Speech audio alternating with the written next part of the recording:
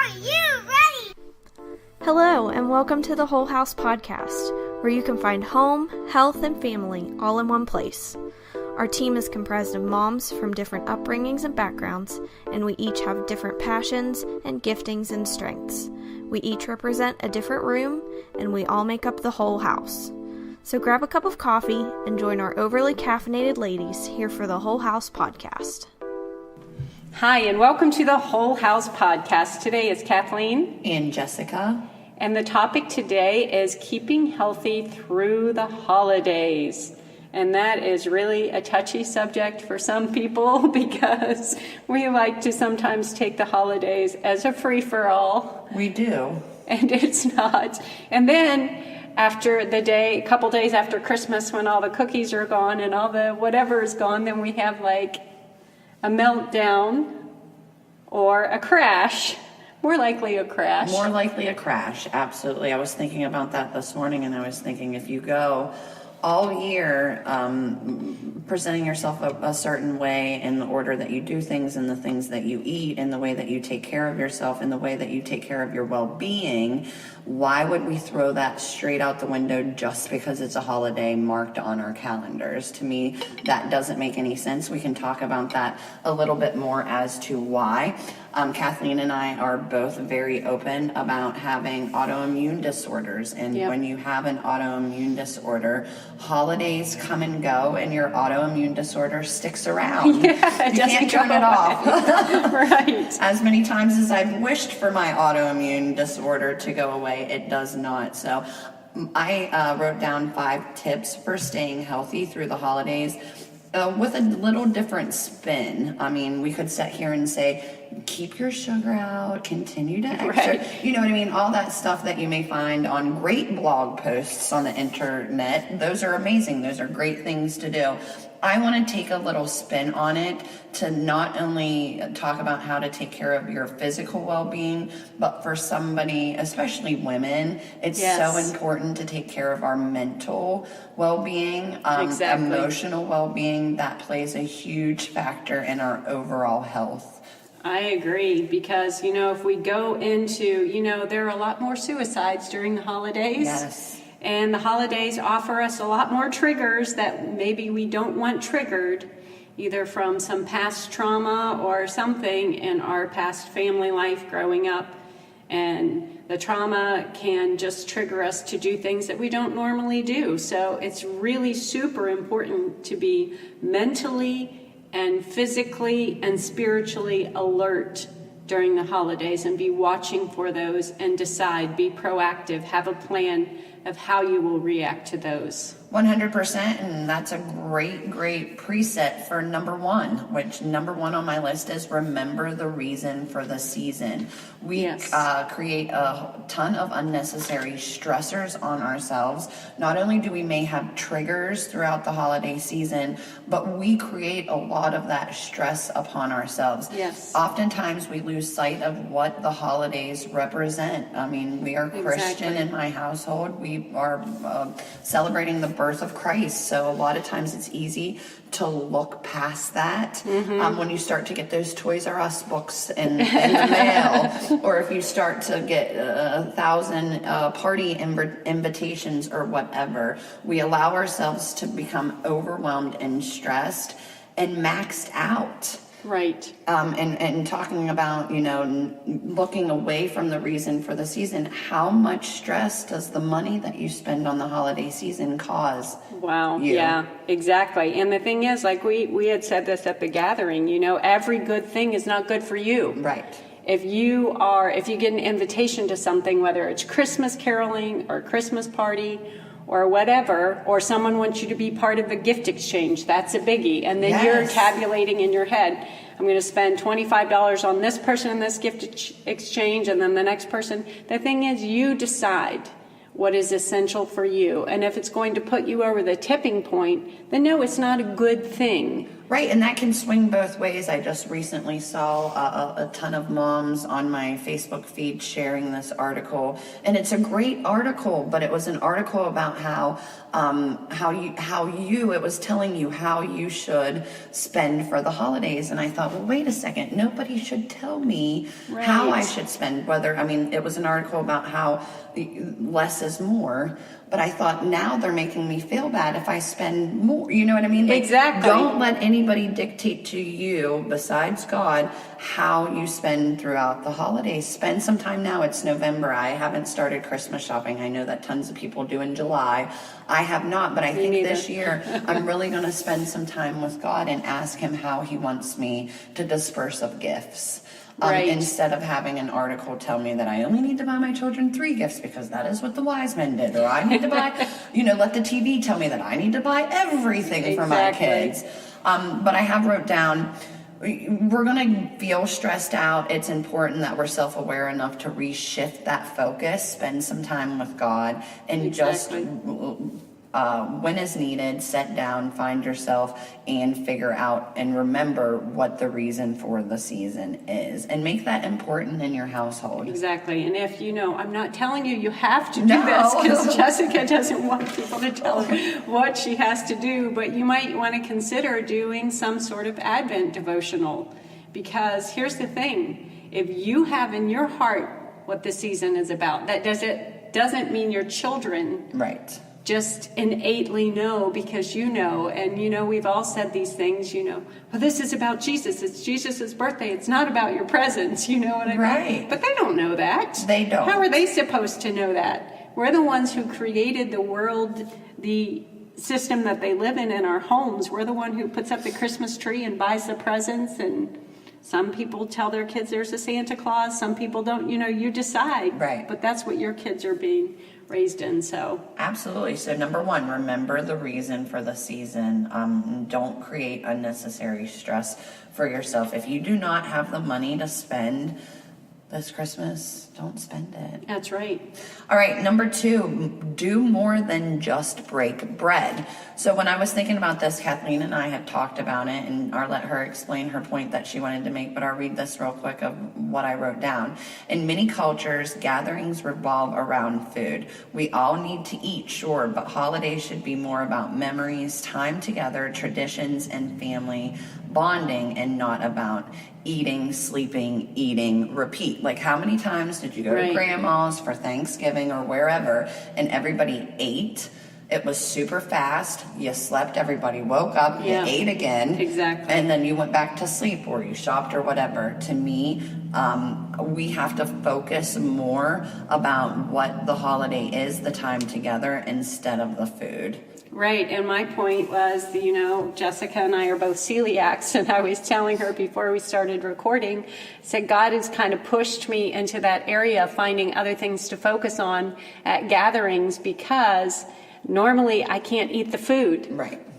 And I could either, and Jessica too, like both of us, so we could either say, oh my gosh, I can't eat the food. And I was just thinking about this the other day at my granddaughter's birthday party, because I had already had this topic in mind, and I was sitting there drinking a cup of coffee and just talking to people and watching the kids play, and I was just thinking how my focus at these events have changed. My focus is on, just having that conversation, just watching the kids play, instead of thinking, oh, I can't wait to have another piece of cake because I couldn't have the cake anyway. You know what I mean? And I do. I hate that. I hate to start thinking, like, everybody was always like, what are we having? What are we having? And I get overwhelmed by the thought of, why is everybody focused on what we're eating? We eat every day. Right. Every day we eat. Mm-hmm. Do you ask me every day what we're having? No, you just assume there's going to be something there, and we revolve our day around other activities. So why are we not doing that for the holiday season? Exactly. And when I struggled with anorexia in college, what's really, really weird is all I thought about was food. Oh. That's it. That's all I thought about. That's weird, because same with me. I had a bout with anorexia too, which I think is common when you have an issue with food. Yes. It's easier to look at it as the enemy and just keep it from yourself. Yep. Yeah, that's where I was. So that's where my anorexia stemmed from.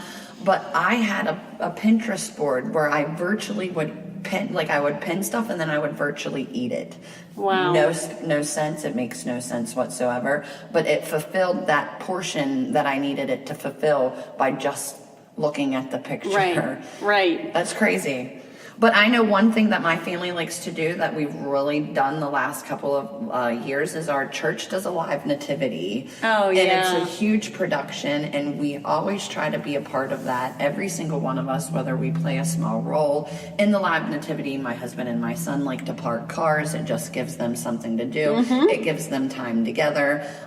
So find another way that you guys can build a holiday tradition, something that does not revolve around the dinner table. Sure, Right. Jesus gathered around the dinner table, but he also went out into the community and served and did other Right. things. It doesn't say he stayed at the dinner table and ate a whole loaf of cranberry bread slathered in butter. Then took a nap and then ate whatever leftovers were left. Right. Well, and our family, our church, for 3 years in a row, they put on a major production of Scrooge. Oh, wow. And so my kids and I were part of that, and one of them helped with the mics, and Yeah. the other one was a photographer, and I was kind of behind the scenes backstage, but we started those practices in August. So those kept us involved and busy and serving, and it was just amazing. And I guarantee you, if you asked your kids what they did the Christmas of 2011, they'd remember that and not what you had on your plate. Exactly. Yeah. Right. So do more than just break bread. Focus more of your be intentional about more than just your dinner table. I think is very, very important. It's a mindset. You have to change your mindset. It is. Number 3, make time to keep routine. This is big for me. We speak a lot here about the whole house, Kathleen does, of having to pivot. Life will throw different things in your direction all the time. Holidays are no different. Right. Holidays are no different. I said this in a class this morning that we were attending. It makes, or go through this, and it's actually number 5, but to me it makes no sense to go outside of my routine or to throw my routine out the window, because for one, I spend time with God on a daily basis to fill my spiritual cup. Yeah. I work out for the endorphins, not for the abs. Thank goodness, because I would, Yeah, 'cause I still would haven't stop gotten a long time ago. I meditate to set the tone for my day. Right. So why, just because it's a holiday, would I not do any of that if all of that contributes to my health? Right, and you can integrate it. One of the ways that my sisters-in-laws and my sisters and I have integrated that is on Thanksgiving, when everyone's at my house and everyone's finished with the meal and the first meal. Yeah. Then we'll say, hey, let's go take a walk around the neighborhood. Right. You can do that. You can say, and like my brother, my older brother who lives in Tennessee, he brings his bike. Yeah. And he doesn't stop riding for anything. So why should we stop that part of our routine just because it's a holiday? Because then what happens? I know if you have an autoimmune disorder like we do, then you're back to ground zero. Exactly. And how, like I said about the endorphins, exercise is my stress relief. Mine too. How stressful are the holidays? Yes. If I don't give myself that time to exercise, especially through a time where my stress is peaked, I'm going to bottom out. I'm going to lose it. Me too. I'm going to be unpleasant. And I'm not going to create the type of memories that my children are going to remember, that I want them to remember. They're Right. going to be like, Mom was always rude around Christmas, or you know what I mean? Right, or you're just so exhausted that you can't function, which is, sounds counterintuitive, but if you don't exercise when you've regularly been exercising, then you're just going to go into an exhausted fog. Right, and studies prove that a lot of times if you have issues, chronic fatigue, fibromyalgia is another one where, Western doctors tell you, Eastern doctors, not to exercise. They're being counterproductive by telling you that. That's not the truth. That's not true at all. No, so you try to keep your routine as much as possible. And I've been in this fitness game for a long time, so I've heard more times than I like to admit, people say that they're worried about what their family will think of them if they say, I'm going to exercise. Oh, yeah. Because we come from, especially our mothers, our grandmothers, never took time for self-care in a way that they should have. Yes. So they do look down upon them, and I'm here to tell you, don't worry about what they say. If it's good for your health, do it. I totally agree, because here's the thing. Your health is yours. Yes. So nobody else is going to exercise for you or fix it for you. And if 10 years down the road, you're just a basket case. Right. Because you didn't exercise and you listen to those, because you can get into a slump. Let's say you miss it for 2 weeks because everybody's in for the holidays. Right. And then you're like, the third week, you're like, I can't get back to it. Right. And then before you know it, it's been a month and 2 months and a year and then 10 years. Right. And it's easy. You think that won't happen, but it's easy to happen. Yes. It's really easy to happen. And that will kind of roll us into number 5 too. But we'll go ahead with number 4. But yeah, number 3, make time to keep your routine. And I don't want to just speak about exercise. How many meditate? I meditate. It's important for me to sit in silence with my thoughts, meditate, try to hear the voice of God on a daily basis. If I do not take time to do that, I feel scatterbrained. I don't feel like I have a direction, purpose.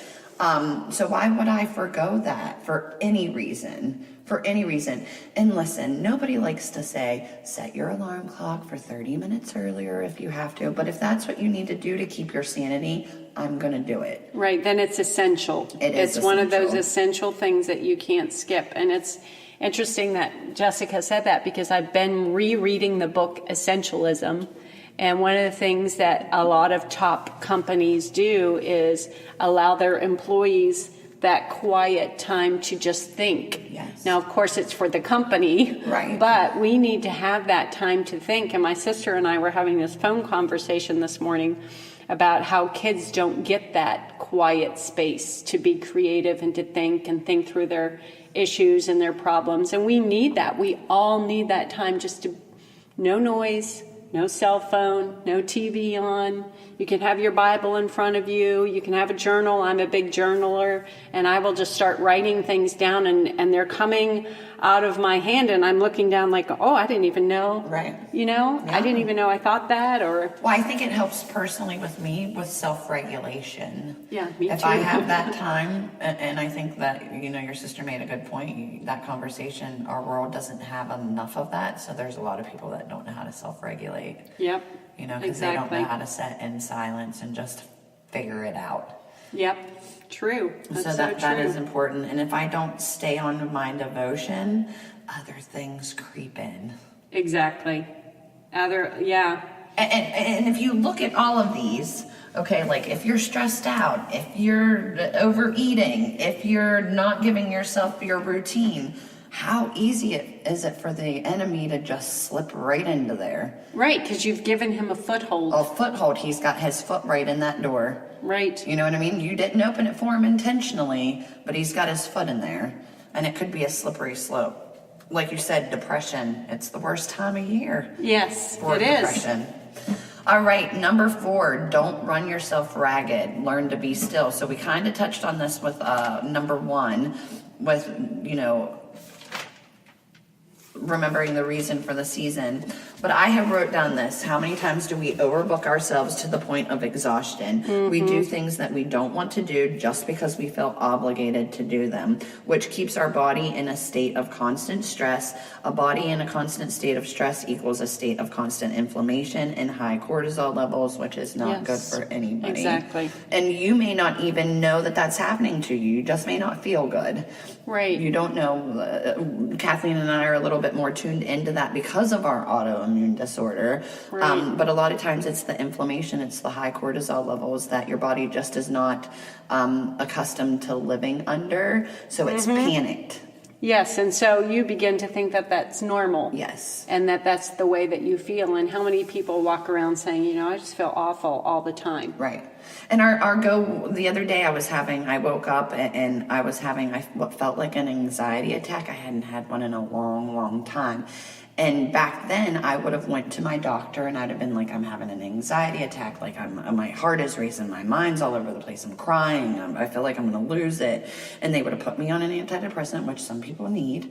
But because I know my body had to sit there and I knew that I was having some sort of body response instead of a mind response. Right. So I had to sit down, I had to meditate, I had to figure out my breathing, I had to figure out what was going on, what did I do yesterday that had triggered this body response. It wasn't a mind response. It was my body telling me, Jessica, slow down, stop it. So Right, and that's one of the things my doctor has said, and this is for not only just people with an autoimmune disorder, but this is for anyone. If you have stress, if you have anything stressful in your body, it's going to come out one way or the other. And that's what he said. It's either going to come out in physical symptoms, or you're going to get sick, your lymph nodes are going to fill up with toxins. It's going to come out some way. Somehow, some way. Some way it's going to get out, because our body has to take care of itself. Right, and that's what, the more I am trying to heal myself from the issues that my body has, I am learning I can do everything by the book, but if I do not know how to manage my stress or keep my stress at a level that it needs to be, I might as well not do any of that other stuff. Yeah, me too. And that's what my doctor's told me that. He said, stress is what's setting you off. Stress, every time I'm having an issue, it's stress. And he'll ask me all these questions. What are you doing? How are you spending your day? How much are you exercising? Right. And it's stress. So it gets to the point where now I'm not afraid to tell people no. No, I can't come to that party. No, I can't do this. Right. No, I can't head that. No, I can't be in charge of that. No, I can't gather all of this stuff. You know what I mean? I need to be still and figure out what is most important, where God directs me to be, and not just do it for the fear of missing out, not just do it because I feel obligated, not just do it because I'm a type A personality and think that nobody else can do it right. Ouch. I know, right? It's right in the gut. But to keep my stress level, my inflammation level down, because life's going to throw things that I can't control at me. Yeah. So I have got to take control of what I actually can control and get that figured out to keep myself in a state that I am not run ragged. Right. And the thing is, there's only one you. Right. And don't forget that there's only one you, because there's only one you who can be who you are, the way that God created you, with the gifts and talents that He has given you. And if something happens to you because you just run yourself into the ground, right, then those things that you have to offer are not there. No, because I can honestly say the last time I let myself bottom out fully, and I know Kathleen has a story of her own, but I ended up with shingles at the age of 35, 34. Yeah, wow. Yeah. And I mean, that really put me down for close to a month.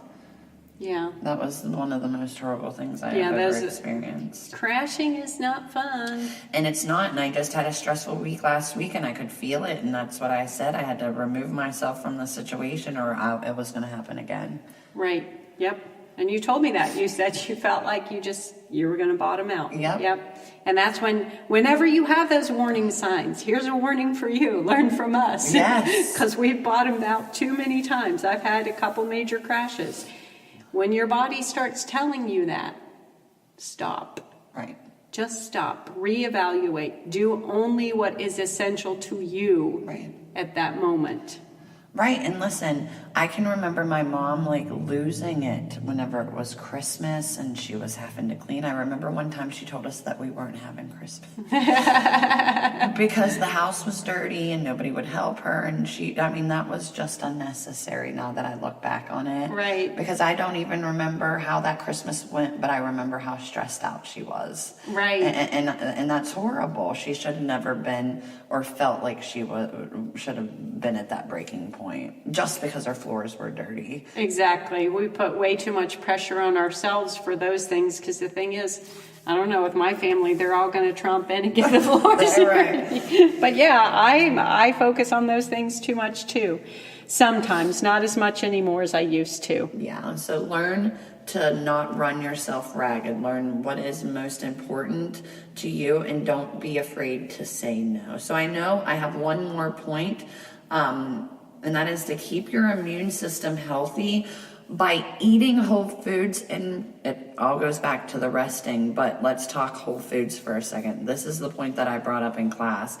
If you eat a certain way all year long, why would the holiday season change that? Why would you allow that holiday season to change that? Right. Why throw your body into shock by eating foods you don't typically eat? Why stray away from whole foods if your body works best on whole foods? That does not make sense to me.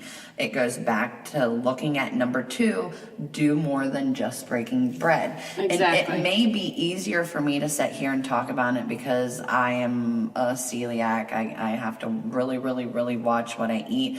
But you should live your best life and fuel your body to the best of your ability to function at its best 12 months out of the year. Exactly. And I wrote this quote: don't undo all of your hard work or all of your health for a 3-day holiday weekend. So if I would go and eat cheesecake because cheesecake is delicious, a gluten crust for holiday or for Thanksgiving because it sounds good, that's going to set me back. How long does it take to reboot yourself after you've been glutened? Well, scientifically, yes, it says it's a year. Yes, so for your gut to heal, a year. Yeah, so if I just was like, you know what, I'm going to save it, I'm going to have a cheesecake every Thanksgiving, you're never going to heal yourself. Right, and I won't do it because I know the price is way too high for me to pay. And the thing is, yes, we have celiac, but you know what works for your body. And if you don't, Jessica's really good about talking about, instead of finding, oh, they're on this diet or they're on that, find out what works for you. Right. Because we've had these discussions before, like Lori and Jessica and we were kayaking one day and we were talking about what foods works best for you. I need a little bit more carbs than other people. Some people need more protein. And by carbs, I don't mean potato chips. Right. I mean quinoa and things like that. But you have to figure out what works best for you. Like when you eat something, how do you feel? Like if you eat a whole mound of sugar cookies, how do you feel after that? If you feel crappy, then maybe you shouldn't eat a mound of sugar cookies ever. Right, and that goes for the same as for whole foods as well. If you eat an avocado or coconut or whatever and you have some sort of reaction to that, lettuce is a big one, okay? Yeah. Lettuce. Everybody thinks lettuce is the most healthy thing in the entire world. Everybody should just eat lettuce. Sometimes you can't eat lettuce. Yeah, that tears up my gut. I eat spinach instead. So but don't eat spinach just because I said so. Right, but you have to find out what works for you. If you know that, stick with that. Just because it's the holidays doesn't mean you have to go off the path. And I've heard this a ton from people too. I take my food everywhere I go. Yeah, I'm good at that too. And people have said to me, well, I don't want to offend anybody. Why in the world would you offend somebody if you took your own food? Right, and here's the thing. Depending on what kind of family you have, like my family, they say their spiritual gift is sarcasm. And they will be very sarcastic. But you know what? You just got to brush it off and move on. It's your body, it's your health. And if they do say something smart or they do get offended, that's their issue. 100%. That it is not your issue. If I want to take an avocado with me, then I'm taking an avocado with me. 100%. If there's a bag of bacon in my purse, it is what it is. You know, so don't let that keep you from feeling or being your best, because that's what it is. You can't do the things. You can't do more than break bread. You can't make those new family traditions. You can't do any of that. You're going to run yourself ragged because you're already going to be ragged unless you're doing what's best for you 12 months out of the year. Exactly. And there's listen, Pinterest is I don't know how we ever functioned without Pinterest. Somebody asked me if I wanted a cookbook not too long ago, and I'm like, why would I need a cookbook? I have Pinterest. Like that don't even make sense. But find a recipe maybe that you enjoyed and figure out a way that you can make it better to work for you. There's tons of recipes. I make these chocolate chip cookies, and the recipe is only for 2 cookies. And it's like almond flours and eggs, and I don't put any sugar in it. Yeah. And people might think that's really weird, but I put like the semi-sweet chocolate chips in it, and to me, that's enough. So you can figure out if there's something you're like, I have to have these because this is something we always had for the holidays. Figure out another way to make it. Yeah. Or if someone's having it and you are, physically allowed to have it, like it's not something that you can't eat because of celiac or something, then take 1 or 2 bites and then walk away. Right. Nobody says you have to eat the whole thing. Right. And one of the things my stepfather always used to say, and I still repeat this all the time, it looks better in the trash than it does on me. Wow. He always used to say that. And I say that all the time. If we have a big meal and I don't eat everything on my plate. That's just the way I am. Yeah. I just don't, because you don't have to eat it all. Nobody said you had to eat it all. And if you're sitting down for your Thanksgiving dinner or your Christmas dinner or whatever, and there's all kinds of choices, take the choices that work best for your body, and don't sit there and think you have to feel stuffed. I remember when my sister's son, when he was a teenager, he was struggling with trying to lose a little bit of weight. And she didn't realize that he had this kind of thinking that every single time you sat down to eat, that you should eat until you were stuffed. He didn't know that there was any other option. Yeah, a lot of us don't. So she had to start teaching him how to, how do you feel now? Like, mindful eating is one of the hardest things to teach and to learn. Right. And, it's taking that bite and waiting and having a conversation and making it about the other people in the community. Before, like my husband asked me the other night, I made something that was really, really good. And he was like, so there's a bunch left over. Do you want some more? And I said, I don't know yet. I'm going to wait about 20 minutes. And 20 minutes later, I didn't want any more. Yeah. So those are practices that you have to learn, right. And you have to, for lack of a better word, practice over and over again until your body, you start to get it. It's your mindset. Absolutely, 100%. And that's what I'm still learning, mindful eating. Me too. I have sometimes a fear because I don't eat out or I don't eat what other people prepare. It's my own issues. But I feel like sometimes I'm going to miss out on a meal. Mm-hmm. So, or eat when I'm necessarily not hungry just because I know I'm leaving the house and I need to. So so I have to work on mindful eating as well. But yeah, no, that's a great point. And I wanted to say, a lot of times people will say, well, I can't do that. I'm not as dedicated as you. Listen, it has nothing to do about dedication. It's about survival. Yes. And that goes for everybody. Everybody should think it's about surviving the holidays the best, feeling my best. Thriving through the holidays, which we can link. But yeah, no, think of it as surviving. It's not about being dedicated. It's about doing what you know that you need to do so that the first of the year, January 2nd, January 5th, January 20th rolls around and you're not feeling some type of way that you need some major help. Right. And you're like, okay, it's January 1st. And I can remember Lori and I have done this a couple times. It'll be like the day after Christmas. And she'll call and say, hey, let's go take a walk. And we put our headlamps on because it's dark early and go walk. And we have a great conversation because that's what it's about. And the other thing I want to just add this wasn't in the notes, but there's such a big movement right now, self-care. But if self-care isn't actually really taking care of your health and your body, and if self-care is, I can eat what I want, I can do what I want, because then that's not really self-care. No. That's really actually self-loathing. Yes. Because if you really care about yourself, then you're going to really eat healthy, you're going to exercise, you're going to have prayer time, you're going to meditate on God's word. Those things are self-care. Yes, and I think that I just said this about a completely opposite or different situation the other day. Sometimes Satan will dangle in front of you exactly what you think that you want.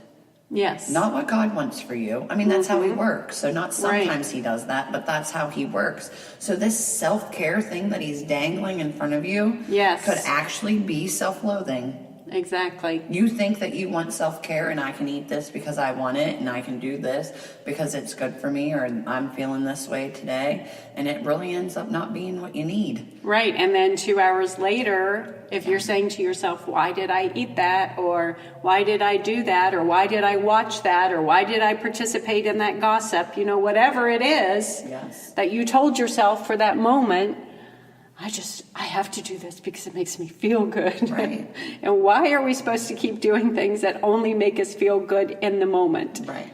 Because a lot of things only make us feel good later. And we're sitting in Jessica's studio, so I can very honestly say, I feel better about the class I took this morning now that it's over. Yes. Me too. But no, that's a good point, and I just think that you have to just take time to really find out what works best for you. It's only this podcast is going to be released the 1st of November, correct? I think it's November 12th. Okay, so November 12th. So you have 2 weeks before Thanksgiving, Right. at least, to try to figure out, get yourself an action plan. I'm all about action plan. The better you know, the better you do. Exactly. Be proactive. Know ahead of time. Like if you're going to Aunt Susie's house and you know she's going to have the sweet potatoes with the marshmallows on top. You know exactly what's going to be on the table.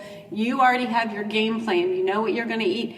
Make a dish. Yeah. Make a dish that you can eat, because that's one of the things that I had to start doing is because, and then I might only have the turkey in that dish if it were at somebody else's house, but that's the way it was, because a lot of people don't understand what gluten is, and sometimes relatives would be like, you only put a little bit of flour in this, so you should be good. And I'd be like, what? Oh, my. But if you have a game plan and you're already thinking ahead, that is going to help you so much. And we're not going to link recipes, and we're not going to tell you what to eat No. or what to exercise. The thing is, you need to be figuring that out for yourself. And it's not just all about physical. I mean, Right. that's why I wrote these 5 tips. We will link the 5 tips so that you have access to that on hand, but it's important. A mind, body, spirit, it's all one unit. And I Right. believe that when God spoke about our bodies being a temple, that's what he meant. He just didn't mean our physical well-being. It's Yeah. one important part of the puzzle, but it's not all it, because like we've said before, you can exercise, you can eat all the right way, but if you are not managing your stress, if you are not talking to God, if you are not doing what you need to do on that aspect, it's not going to matter. Right. You have to, and the truth is you have to put your relationship with God first no matter what. And I'll just tell this little story before we finish up. This was during a very stressful time in my life. We were actually going through the adoption process. And I was praying, but it was more like whining a lot and not really getting into the Word for a season. And the Holy Spirit kind of gave me this vision in my mind of my spiritual being was like the Michelin Man. I was like fat. I was just dripping with fat, but my physical body was thin. And I was like, what is wrong with me? I cannot get myself balanced. And the Holy Spirit was just kind of whispering to me, because it's not like he was audibly speaking to me, right, saying, you need to get your relationship with God in order. You need to be working out spiritually. And working out spiritually doesn't mean that you're lifting weights and reciting scripture, which you can do. That's right. Okay to do. But it just meant that during my prayer time, I wasn't studying the Word. I was just spending all that time, instead of reading the Bible and studying the Word and praying in a positive way, I was just being anxious the whole time. It's just like, oh God, I don't know how I'm going to handle this. I don't know. And I wasn't being spiritually fit. So that kind of reawaken that part. You have to have that part first. And I have stumbled in that part many, many, many times. Yes. I've not perfected it, but I just know it's the most important part. No, and me is, I would obsess. My stronghold was obsession about physical appearance, and until I handed that over to God, reshifted my priorities, is when my body started being its best. Wow. Yeah. So any final piece of advice? Just breathe. Just in through your nose and out through your mouth. You can do this. You 100% can do this. Holidays are stressful for all of us. We all have that one thing that we necessarily don't want to do, or that one person we don't want to face, or whatever it may be. Just know with these 5 tips, might be a little bit easier for you. I don't want to keep it all about food, because that's not what all of our life is about. It's way more than that. It is way more than that. That's how I run my studio. That's how I run my fitness classes. Anybody that I mentor, it's not all about your weight. It's not all about, that kind of physical appearance. It goes way deeper than that. So take a moment. You deserve to be your best. So don't think that you don't. Don't think just because you're a mom and that you have these kids that have parties every which direction that you look, that you don't have the right to take care of yourself, because you do. And they're going to thank you when they're older, when they know how to take care of themselves and self-regulate. They're thank you. That's right. And I can attest to that, because my daughters, they know how to eat well, they know how to exercise, and I exercised the whole time. In fact, when Audrey was 9 months old, I accidentally kicked her and gave her a black eye, because she was crawling across the floor behind me. But anyway, I don't know why I thought of that. Oh, that's funny. But it is all, it's all, like Jessica said, combined. It's got to be your spiritual, your relationship with God. It's not all about your appearance, and it's not all about what you're eating. So thanks for joining us. And if you have a story you want to tell us, just, shoot us a message, get on our Facebook page or Instagram or whatever, and tell us your story. We would love to hear it. And if you have any questions or any struggles, maybe we can give you a little bit of advice, so don't hesitate to ask. That's right. And happy holidays. Yes. Happy holidays. Bye. Bye. We're so glad you could join us here for the Whole House podcast. Please subscribe, and if you give us a review, we might pick our favorite and send you a prize. Please remember to like the Whole House Facebook page and follow us on Instagram at _whole_house. And please sign up with your email on our website, thewholehouse.org, to be notified when new things are happening here at the Whole House. Thanks so much for listening.